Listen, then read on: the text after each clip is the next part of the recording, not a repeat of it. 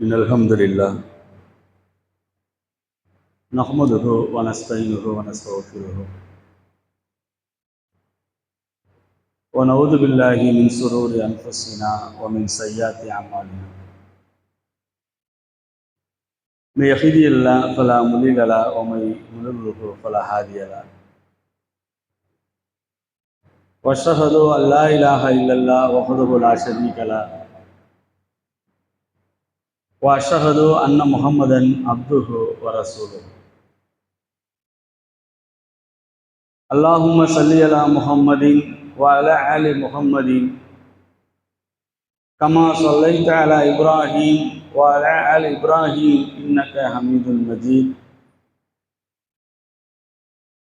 اللهم بارك على محمد وعلى آل محمد كما باركت على إبراهيم وعلى آل إبراهيم إنك حميد مجيد يا أيها الناس اتقوا ربكم الذي خلقكم من نفس واحدة وخلق منها زوجها وبث منهما رجالا كثيرا ونساء واتقوا الله الذين تساءلون به والأرحام إن الله كان عليكم رقيبا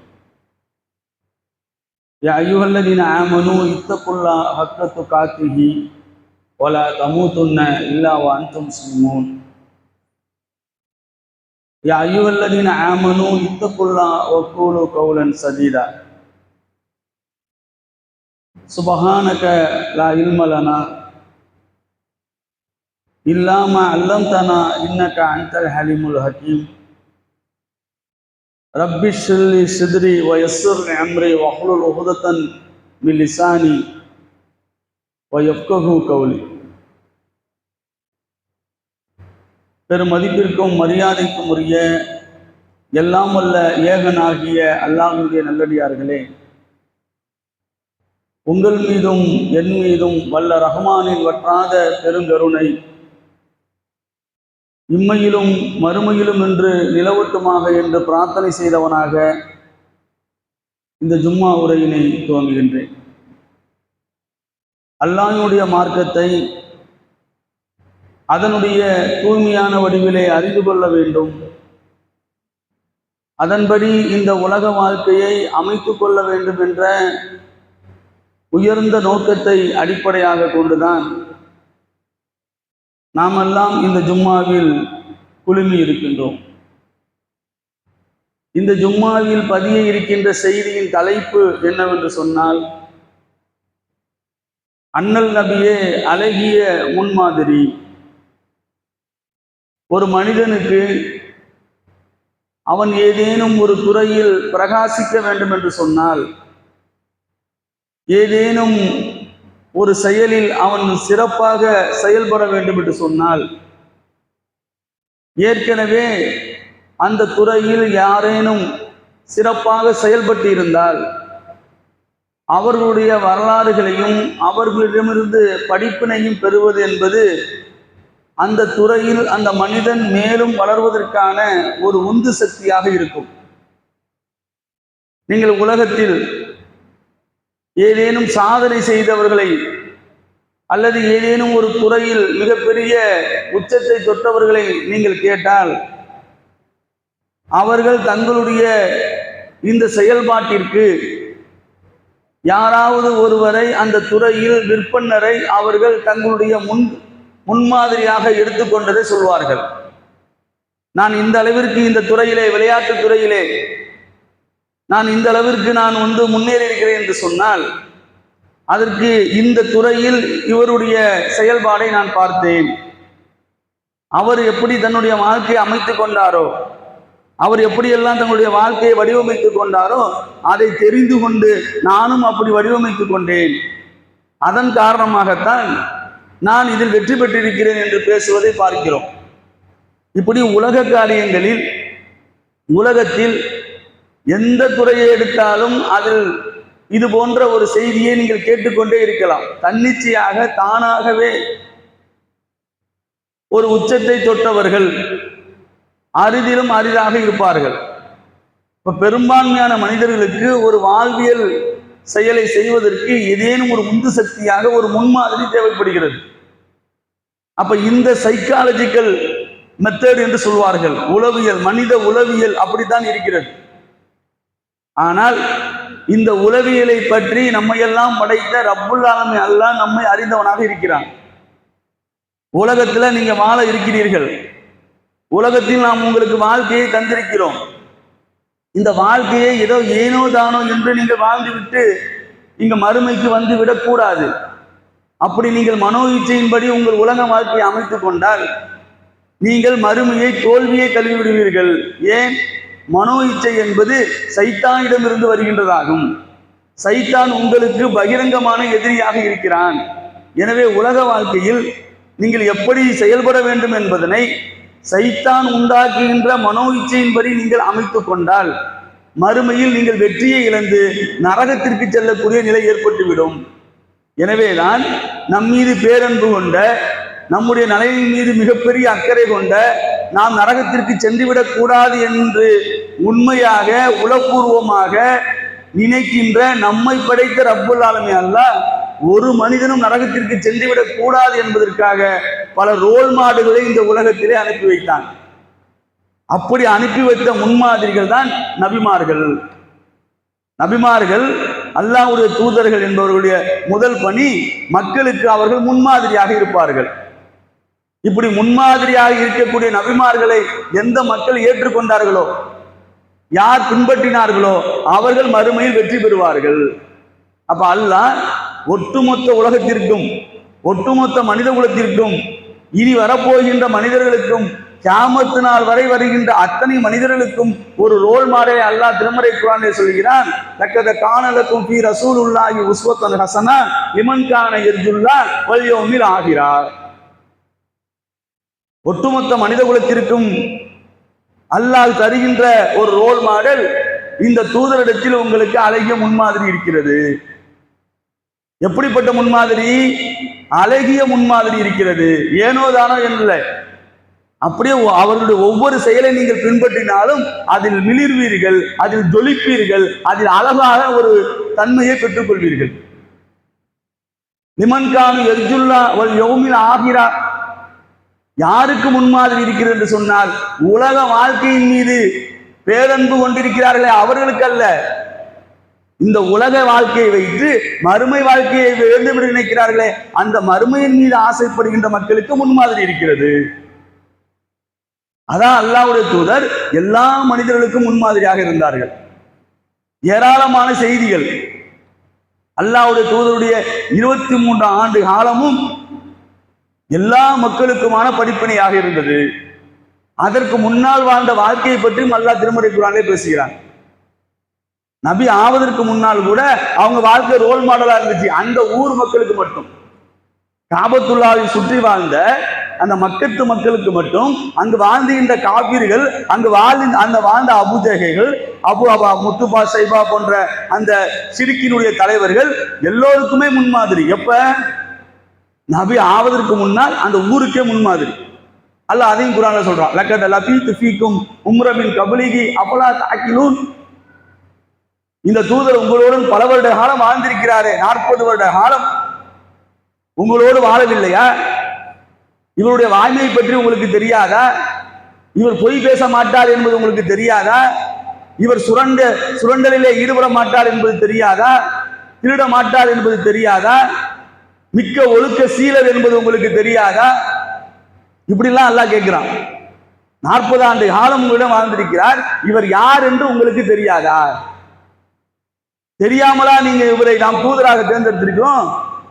அப்ப அந்த மக்களுக்கு அல்லாஹ் சொல்கின்ற முக்கியமான செய்தி, இந்த பலது, இந்த நகரத்திற்கு இவர் முன்மாதிரி. நபி ஆவதற்கு முன்னால், நபி ஆனதற்கு பின்னால் ஒட்டுமொத்த உலகத்திற்கு முன்மாதிரி, கியாமத் நாள் வரைக்கும் அவர் முன்மாதிரி. அப்படி ஏராளமான முன்மாதிரிகளை, விஷயங்களை அல்லாஹ்வுடைய தூதர் விட்டு சென்றார்கள். அதில் மிக முக்கியமாக நாம் படிப்பினை பெற வேண்டியது, நபிகள் நாயகம் ஸல்லல்லாஹு அலைஹி வஸல்லம் அவர்கள் இந்த மார்க்கத்திற்காக, இந்த மார்க்கம் மேலோங்குவதற்காக அவர்கள் செய்த தியாகம் இருக்கிறதே, அதுதான் ஒவ்வொரு மூமினுக்கும் முன்மாதிரி. இந்த மார்க்கம் மேலோங்க வேண்டும், அல்லாஹ்வுடைய மார்க்கம் மேலோங்க வேண்டும் என்பதற்காக அவர்கள் கொடுத்த விலை இருக்கிறதே, அவர்கள் உழைத்த உழைப்பு இருக்கிறதே, அவர்கள் பட்ட பாடு இருக்கிறதே, அத்தனையும் முன்மாதிரி. தியாகத்திற்கு முன்மாதிரி எடுக்க வேண்டும் சொன்னால் ரசூலுல்லாவை நாம் முன்மாதிரியாக எடுத்துக்கொள்ள வேண்டும். இந்த மார்க்கத்தில் கொள்கை உறுதியோடு இருக்க வேண்டும், இந்த மார்க்கத்தை நிலைத்து இருக்க வேண்டும். அல்லாஹ்வை தவிர வேற யாரையும் வணங்கிவிடக் கூடாது, நபிகள் நாயகம் ஸல்லல்லாஹு அலைஹி வஸல்லம் அவர்களை தவிர யாரையும் பின்பற்றிவிடக் கூடாது என்று சொன்னால் அதற்கு குறைந்த அளவு தியாகமாவது இருக்க வேண்டும். ரசூலுல்லாஹ் அதுதான் நமக்கு மிகப்பெரிய முன்மாதிரியாக விட்டு சென்றார்கள்.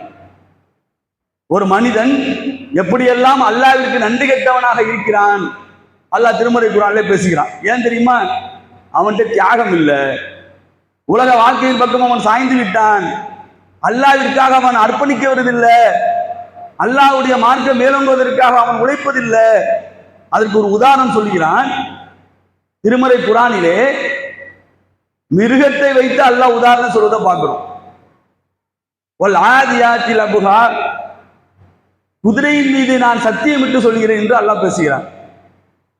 குதிரை இருக்குல்லங்க, ஒரு மனிதனுக்கு அல்லாஹ் ஏராளமான அருட்கொடைகளை செய்திருக்கிறான். அவன் பார்க்கின்ற கண்கள், அவன் கேட்கின்ற காதுகள், துடிக்கின்ற இதயம், எந்நேரமும் ஆக்சிஜனை இழுத்துக் கொண்டிருக்கின்ற லங்ஸ், 500க்கும் மேற்பட்ட வேலைகளை செய்கின்ற லிவர், இப்படி ஸ்பிளீன், இப்படி 12 ராஜ உறுப்புகளை இந்த உடலிலே அல்லாஹ் வடிவமைத்து இந்த 12 ராஜ உறுப்புகள் வெளியே இருக்கின்ற கண்ணு, காது, மூக்கு, கை, கால் அத்தனையும் இயக்கி கொண்டிருக்கிறது. 24x7 ஒர்க் பண்ணிக்கிட்டே இருக்கு. நாம தூங்குறோம், நம்ம உடல் உறுப்பு தூங்கினா என்ன ஆகும்? நாம தூங்குறப்ப லங்ஸ் தூங்கிடுச்சுன்னா, நாம தூங்குறப்ப கிட்னி தூங்கிடுச்சுன்னா, எல்லாம் 24x7 ஒர்க் பண்ணிக்கிட்டே இருக்கு. அல்ல உள்ள ஒரு சிஸ்டம் வச்சிருக்கிறாங்க. உலகம் அதிசயத்தக்க சிஸ்டத்தை வச்சிருக்கிறான் நம்ம உடம்புல. மனிதர்களே, உங்களை நீங்களே உற்று நோக்க மாட்டீர்களா? அந்த லங்ஸை பத்தி சிந்திக்க மாட்டியா? லிவரை பத்தி சிந்திக்க மாட்டியா? உன் உடம்புல உள்ள கிட்னியை பத்தி சிந்திக்க மாட்டியா? ஒரே ஒரு முறை டயாலிசிஸ் பண்ணுவதற்கு அத்தனை ஆயிரங்கள் கொட்டி கொடுக்க வேண்டியதாக இருக்குது. ஆனால் ஒரு நாளைக்கு இல்ல, நாம் வாழ்கின்ற காலமெல்லாம் டயாலிசிஸ் நடந்து கொண்டே இருக்கிறது. ஒரே ஒரு முறை இதயம் துடிப்பதை நிறுத்திவிட்டால் எத்தனையோ ஸ்டெண்டை கொண்டு போய் வைக்கிறாங்க. ஒரு ஸ்டெண்ட் வைக்கவா, 2 ஸ்டெண்ட் வைக்கவா, ஒரு பைபாஸ் பண்ணவா, போகின்ற நரம்புகளை வேறு வழியை திருப்பி விடவா? ஆனா அல்லாஹ் எந்த கூலியும் வாங்காமல் இவ்வளவு ராஜ உறுப்புகளை இயக்கிக் கொண்டிருக்கிறான். எவ்வளவு பெரிய அருட்கொடை! இந்த அருட்கொடைகளை வைத்துக் கொண்டு அல்லாஹ்விற்கு நாம் நன்றி செலுத்துகிறோமா? இல்லை என்கிறான் அல்லாஹ், சில மனிதர்களை தவிர. அதற்கு ஒரு உதாரணம் குதிரையுடைய வாழ்க்கையை அல்லாஹ் பேசுகிறான். வல் ஆதியாத்தி லபுஹா வல் மூரியாத்தி கதுஹா வல் முகீராத்தி சுபுஹா. இந்த குதிரை இருக்கிறதே, அதிகாலை வேளையில் எழுந்துகிறது. அதிகாலையில குதிரை எந்திரிக்கிறாங்க. அல்லாஹ் சொல்றான், சுபுகு வேளையில குதிரை எந்திரிக்கிறப்பா, நீ எந்திரிக்க மாட்டேங்கிற. நீ அல்லாஹ்வை நினைவு கூறுவதற்கு உன்னுடைய படுக்கையை, போர்வையை ஏதாவது ஒரு நாள் தூக்கி விட்டால் பிரச்சனை இல்லை, ஏதாவது ஒரு நாள் மனிதன் என்ற முறையில் அசதியான பிரச்சனை இல்லை. பல நாட்கள் ஆகிவிட்டது, பல வாரங்கள் ஆகிவிட்டது, பல மாதங்கள் ஆகிவிட்டது, நான் சுபுகு தொழுது என்று சொன்னால் நாம் நன்றி விடுவார்களா? அல்லாஹ் குதிரையை காட்டுகிறான். இந்த குதிரை இருக்குல்ல, சுபுகு வேலையில் எந்திரிக்குது, புழுதி பறக்க எந்திரிச்சு ஓடுது. எங்க தெரியுமா ஓடுது? போருக்காக ஓடிக்கொண்டிருக்கிறது. போர்க்களத்தில் இருக்கிற ஒரு குதிரையை பத்தி அல்லாஹ் பேசுறாங்க. இந்த குதிரை போர்க்களத்திலே ஓடிக்கொண்டிருக்கிறது. அல்லாஹ் சொல்ல, குதிரையின் மீது நான் சத்தியமிட்டு சொல்கிறேன். ஓ லபுகா, அதனுடைய பிடரி இருக்குது, பறந்து வேகமாக செல்கிறது, புழுதியை பறக்கின்ற அளவுக்கு செல்கிறது. ஓ கீராத்தி சுபுகா, அது அதிகாலை வேளையிலே பாய்கிறது. ஏன்? வாழ்வதற்கு இல்ல, சாவதற்கு பாய்கிறது. ஏன்? என் எஜமான் கட்டளையிட்டு விட்டான், என் மீது என்னுடைய எஜமான் அமர்ந்திருக்கிறான், எனக்கு தூக்கம் முக்கியமா? எதிரி படையின் மீது பாய்கிறது. நெருப்பு இருந்தாலும் குதிரை பாய்ஞ்சிட்டு போங்க. எல்லா மிருகமும் என்ன பண்ணும்னா நெருப்பை கண்டு பயப்படும். ஆனால் ஒரு குதிரையின் மீது ஒரு எஜமான் அமர்ந்து கொண்டு நெருப்பின் மீது பாய் என்று சொன்னால் பாய்ந்து. அதனால்தான் அரசர்கள் எல்லாம் குதிரையை தேர்ந்தெடுத்தார்கள். அதை விட பெருசு யானை தானே, யானையை தேர்ந்தெடுக்கப்பட்டாங்க. போர்க்களத்துக்குள்ளே போவதற்கு குதிரை கடைசி வரைக்கும் எஜமானுக்கு விசுவாசமாக இருக்கும். அல்லாஹ் சொல்றான், அதனுடைய உணவு என்ன தெரியுமா? கொஞ்சோண்டு உணவு. கொஞ்சம் உணவு சாப்பிட்டதுக்கு இந்த எஜமானுக்கு நன்றி உள்ளதாக இருக்கிறது. தன் உயிரையும் பணையம் வைத்து அவனுக்காக உழைக்கிறது. காலை வேளையில் தூக்கத்தை எல்லாம் உதறிவிட்டு அவனுக்காக உழைக்கிறது.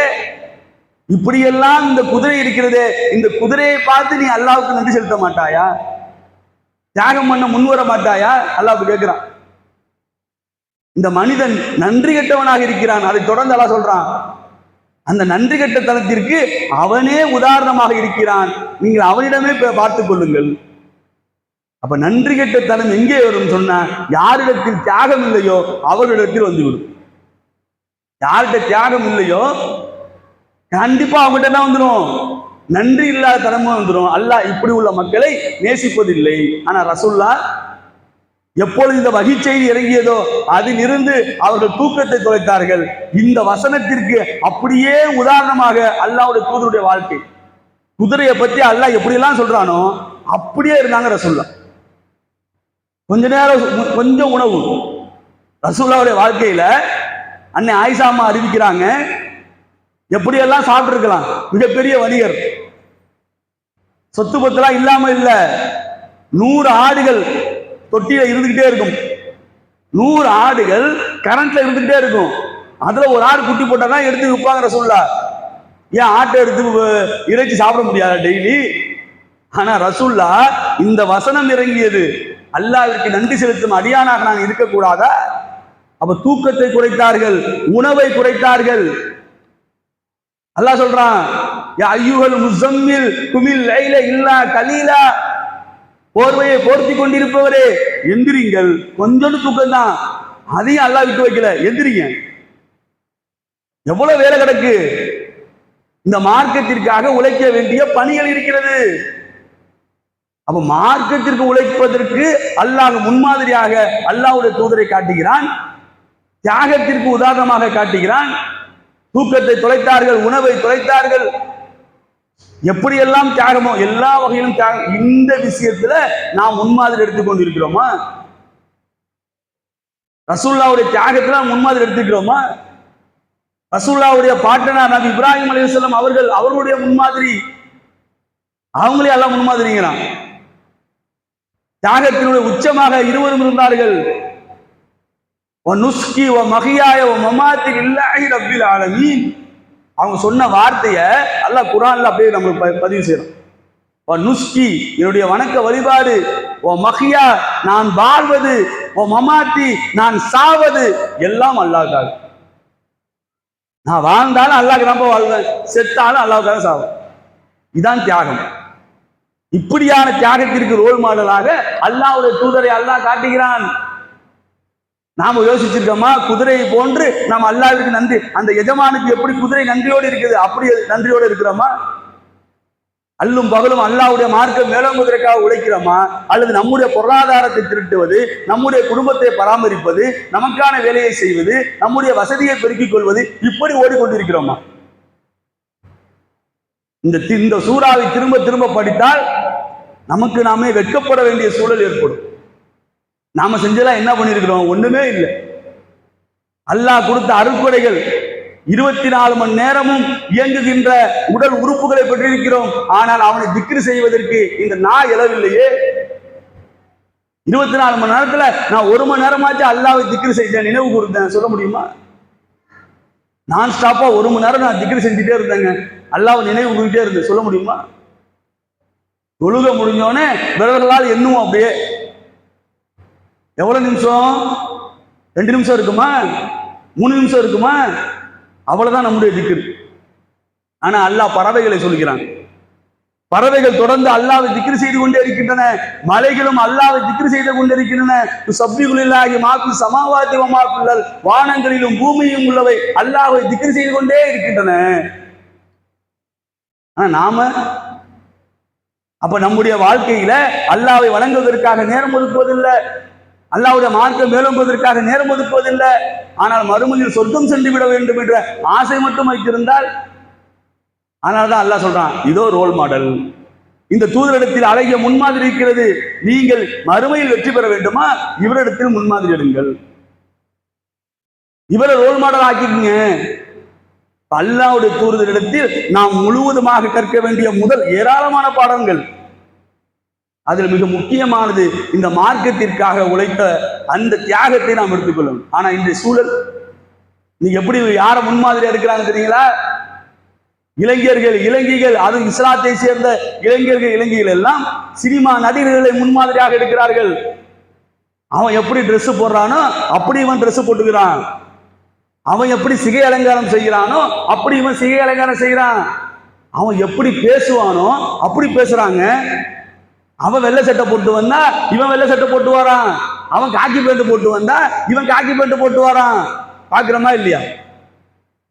அவன் கருப்புதான், அவன் வெள்ளதாரியா உண்மையில வெள்ளதாரியா இருக்கும். ஆனா அவன் கருப்புதாரியை கூட வெள்ளதாரியாக மாற்றிக் கொள்கிறான். பெப்பர் ஸ்ப்ரே அடிச்சுக்கிறானா இல்லையா? இப்ப யார் அங்கலம் அங்கலமாக யாரை பின்பற்றுகிறான்? சினிமா நடிகர்களை பின்பற்றுவதை பார்க்கிறோம். இறை மறுப்புல இருக்கிறவர்கள், உலகமே வாழ்க்கை என்று இருக்கிறவர்கள் பின்பற்றினால் பிரச்சனை இல்லை, அவங்களுக்கு இந்த உலக வாழ்க்கை தான், மறுமை இல்லை. ஆனால் மறுமையின் மீது நேசம் கொண்ட மக்கள், அவர்களுடைய சந்ததிகள், அவர்களுடைய பிள்ளைகள் உலக வாழ்க்கையில் மீது மோகம் கொண்ட, இதையெல்லாம் அல்லாஹ் தடுத்திருக்கிறானோ அந்த ஹராமானவற்றெல்லாம் செய்கின்ற, சொல்ல போனால் குறிகாருடைய பேச்சை எல்லாம் கேட்கின்ற கூத்தாடியுடைய வாழ்க்கையை இவர்கள் உதாரணமாக எடுத்துக்கொண்டார்களா இல்லையா? யார் அவர்கள் தலைவர்களான குறிகாரன், குறி சொல்பவன் ஜோசியக்காரனுடைய பேச்சை கேட்கிறானா இல்லையாங்க? ஆனா யாரை உண்மையை எடுத்திருக்கணும்? ரசூலுல்லாஹ்வும் உண்மையை இருக்க வேண்டிய சமூகம் இளைஞர்கள். அப்ப அல்லாஹ் என்ன பண்றான்? அல்லாஹ் ஆட்சி அதிகாரத்தை யாருக்கும் தருவான். மக்கள் எல்லாம் என்ன பண்றாங்க? எங்களுக்கான தலைவராக நாங்கள் இந்த நடிகரை நாங்க எடுத்துக்கிறோம். இந்த நடிகர் எப்படி இருக்கிறாரோ அப்படி நாங்க செயல்படுவோம். ஒரு காலத்துல பள்ளிக்கூடத்துல சினிமா பாட்டு பண்ணா அங்க உள்ள ஆசிரியர்கள் அடிப்பார்கள். ஏய், சினிமா பாட்டு பாடுறியா? உங்க அத்தாட்ட சொல்லிடுறேன், உங்க அம்மாவுக்கு சொல்லிடுறேன். சினிமா பாட்டு பாடுறாங்க. சினிமா பாட்டு பாடுவது ஹராம். எங்க பள்ளிக்கூடத்துல அனுமதிக்க மாட்டாங்க. பள்ளிக்கூடத்துல பாட முடியுமா? அப்படி இருந்த பள்ளிக்கூடத்தினுடைய நிலை இன்னைக்கு என்னங்க? சினிமா பாட்டு பாடுவது மட்டும் இல்ல, எதை அந்த தடுத்த ஆசிரியர்கள் கூட சினிமா பாட்டிற்கு அவர்களும் சேர்ந்து ஆடுவதை பார்க்கிறோம். அப்ப அந்த பையன் எங்க போய் படிப்பான்? யார ரோல் மாடலா இருப்பான்? தடுக்க வேண்டிய ஆசிரியர்களே சினிமா பாட்டிற்கு மாணவனுடன் சேர்ந்து ஆடுகின்ற நிலை ஏற்பட்டால் அப்ப அல்லாஹ் பார்க்கிறான். அல்லாஹ் அப்படி பார்க்கிறேன், அப்பா உங்களுக்கு நடிகர் தான் பிடிச்சிருக்குதா? அவர் தான் உங்களுக்கு ரோல் மாடலா? அவர் தான் உங்க தலைவரா? ஓகே, அவருக்கு அதிகாரத்தை கொடுத்துருவோம் போங்க. நீங்க அவர் தானே விரும்புறீங்க. ஒரு சமுதாயம் தன் நிலையை மாற்றாதவரை அந்த சமுதாயத்தை அல்லாஹ் மாற்ற மாட்டான். ரசூலுல்லாஹ் சொல்றாங்க. ஒரு சமுதாயம் தான் நிலையை நான் அவரை தான் தேர்ந்தெடுப்பேன், நான் அவர் தான் விரும்புவேன், அவரை போல நடப்பேன், அவரை போல இருப்பேன்னா அவர் உனக்கு ரோல் மாடலா? அப்ப பெரும்பான்மையான மக்கள் வழிகட்ட சமூகமாக மாறிக்கொண்டிருக்கிற நிலையில் வழியை தவற விடாமல் நேர்வழிக்குள் செல்லக்கூடிய ஒரு நிலையை அல்லாஹ்வுடைய தூதர் வாழ்க்கை மட்டும்தான் ஏற்படும். அது யாராலும் சரி, உலகத்தில் அத்தனை மனிதர்களுக்குமான ஒரே ஒரு ரோல் மாடல், உத்தமமான ரோல் மாடல், அவரை பின்பற்றினால் மறுமையில் வெற்றி பெறுவார்கள். மறுமையில் மட்டுமல்ல, உலகத்திலும் நன்மதிப்பை பெறுவார்கள். அப்ப அப்படியான ஒரு ரோல் மாடலை, ஒரு நபியை அல்லாஹ் நமக்கு வழங்கி இருக்கிறான். அவர்களை பின்பற்றக்கூடிய சமூகமாக நம்முடைய சந்ததியிற்கும் இந்த பாடத்தை சொல்லிக் கொடுக்கின்ற சமூகமாக அடுத்து வருகின்ற தலைமுறை அண்ணன் நபியை மட்டுமே அழகிய முன்மாதிரியாக இருக்கக்கூடிய சமூகமாக மாற்ற வேண்டிய ஒரு காலச்சூழல் நமக்கு எழுந்திருக்கிறது. அதில் ஒவ்வொருவரும் முனைப்பாக இருக்க வேண்டும். நீங்கள் தவறவிட்டால் உங்கள் சந்ததிகளை வழிகெடுக்கக்கூடிய சமூகம் நாளை உருவானால் அவர்கள் மறுமையில் நரகத்துக்கு செல்லக்கூடிய நிலை ஏற்பட்டுவிடும். அல்லாஹ் நம் அனைவரையும் அந்த நிலையில் இருந்து காப்பாற்ற வேண்டும் கூறி என் முதல் உரையை செய்கிறேன்.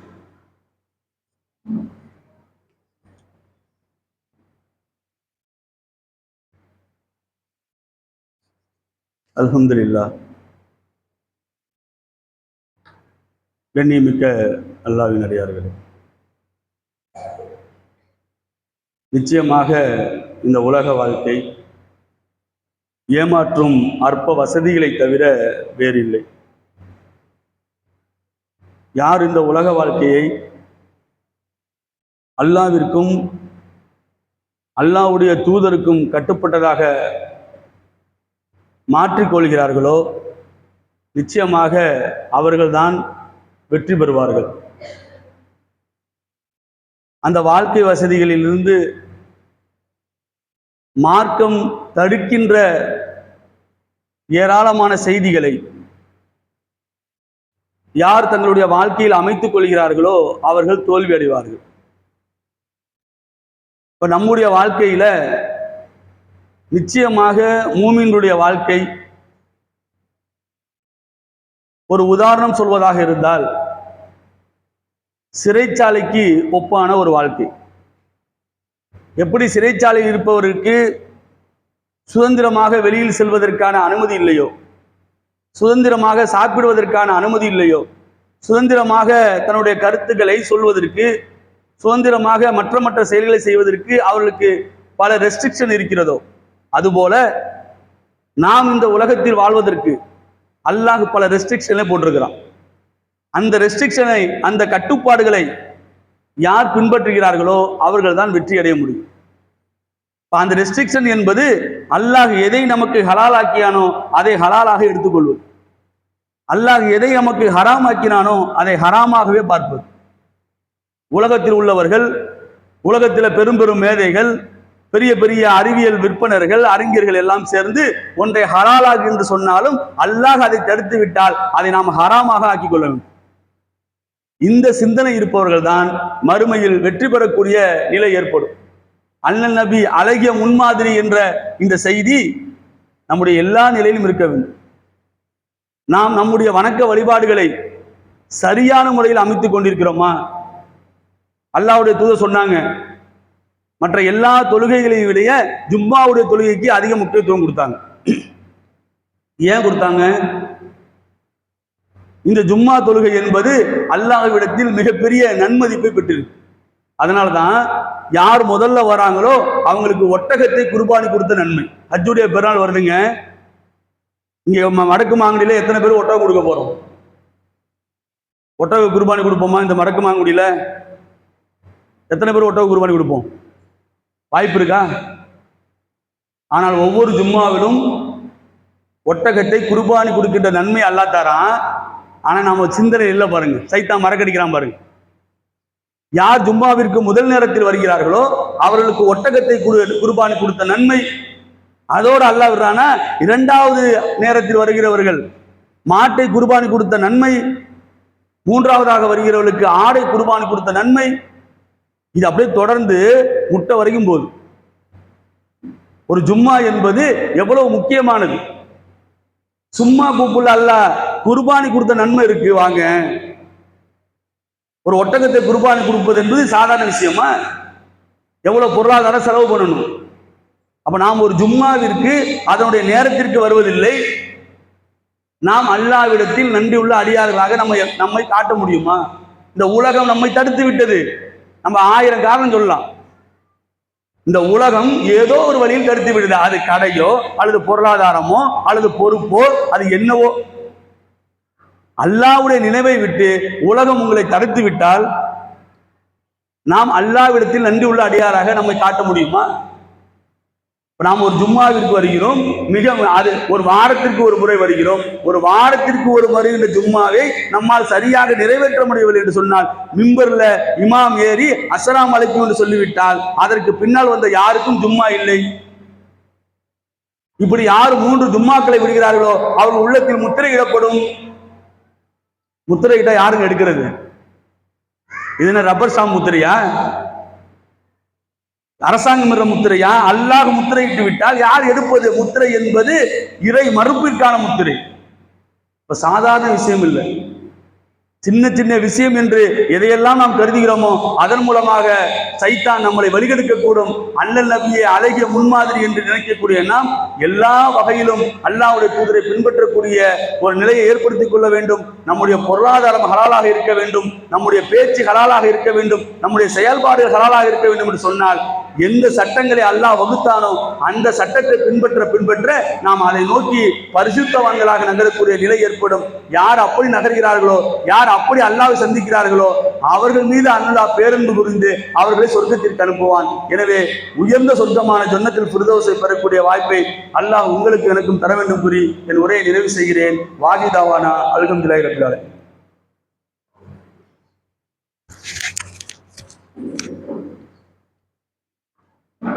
இதுல